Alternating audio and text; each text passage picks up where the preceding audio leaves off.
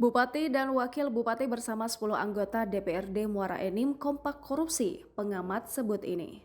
Komisi Pemberantasan Korupsi menahan 10 orang anggota DPRD Kabupaten Muara Enim karena diduga menerima uang 50 juta sampai 500 juta rupiah. Lembaga anti rasuah itu menduga uang itu digunakan untuk pencalonan dalam pemilihan legislatif. Menyikapi tersebut, pengamat politik dari Forum Demokrasi Sriwijaya Bagindo Togar mengungkapkan jika adanya tersangka baru tersebut sudah diduga selama ini dan hanya menunggu waktu saja. Dengan adanya penetapan tersangka para wakil rakyat tersebut jelas menjadi hal yang memalukan sekaligus memprihatinkan, di mana berkolaborasi bersama pihak eksekutif melakukan praktek koruptif di pemerintah Kabupaten Muara Enim.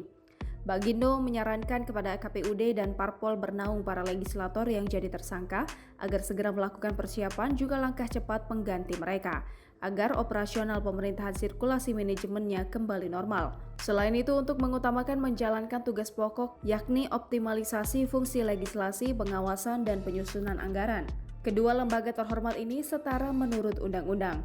Sebelumnya, Komisi Pemberantasan Korupsi menahan 10 orang anggota DPRD Kabupaten Muara Enim karena diduga menerima uang 50 juta sampai 500 juta rupiah.